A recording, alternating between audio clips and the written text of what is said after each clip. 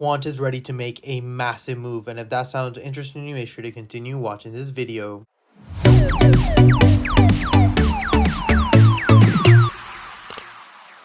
Hey guys, Pingu Charts here. Welcome back to another quant analysis video. As always, if you do enjoy my content, make sure to hit that like and subscribe button. If you guys are interested in free $600 Bitcoin, make sure to check out the link in the bio.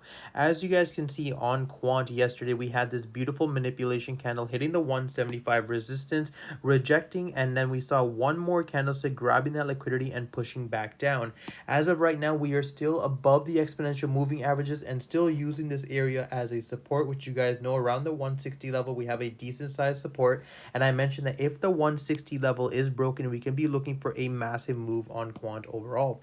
Right now, we are still consolidating at this range, so we have to be very careful about entering any sort of positions, but we are right above these exponential moving averages, and it does look like quant is ready to try to take that 175 level once again. Of course, this would become invalidated if we do see a fake out situation like this and a continuation to the downside, but if we continue pushing around this range and possibly with the exponential moving averages, you can see that we are entering a neutral standpoint. With this move above and with these support lines pushing more forward, we can definitely break that resistance level and start looking for those long positions overall on quant. Now, of course, on the hourly time frames, you can see that we are in somewhat of a manipulation standpoint. You saw this sort of M formation happen on the hourly. We had this beautiful move up yesterday, had this pullback continuation, and then right back down. And right now, we are seeing some weird candle formations happen on quant overall. We saw the same sort of formations that happened here before we saw this extremely large move. So I wouldn't be surprised if we actually see a move going all the way back up and then a massive bearish engulfing candle break below the support levels. We have to be very careful about the lower time frames if you guys are looking for this kind of positions. But overall, quant does look like it is in an accumulation stage, right? Ideally, though, my levels of obviously taking those long positions are still going to be at the 154. You guys already know that from my previous videos. I am still waiting for that level to actually be tested and see whether or not we can actually hold that level. Of course, we are looking for that 3-test confirmation. For those of you that are new to the channel, a 3-test confirmation would look like 3 wicks. So what you guys see right over here, these are called wicks. We look for 1, 2, 3 confirmation for that long entry. If we do see a move to the downside and we see that break, I would like to see a retest of this as resistance, 3-test confirmation, and then the downside move.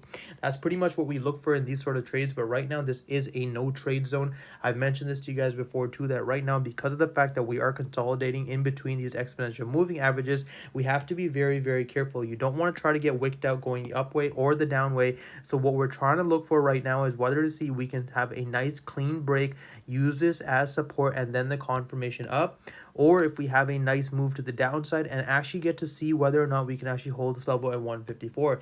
Things short term do look somewhat neutral here for quant, but I am leaning towards a more bearish case scenario. The only reason I'm doing that is because of the fact that you can see that we already tested this resistance twice and failed to break above. This certain move I'm talking about right now, short term, could be looking for another liquidity grab for that 175 play. But overall, we are still looking to test the overall level at 154. So keep that in mind, guys. Just because we are in this accumulation zone doesn't mean that we start looking for overall move sets, right?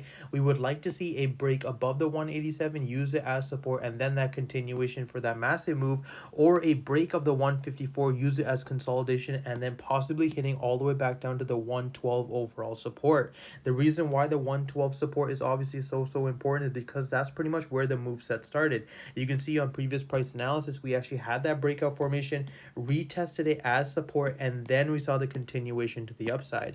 But that's pretty much all I have for you guys today. As always, if you do enjoy my content, make sure to hit that like and subscribe button. If you guys are interested in a free $600 Bitcoin, make sure to check out the link in the bio, and I hope you guys have a wonderful day.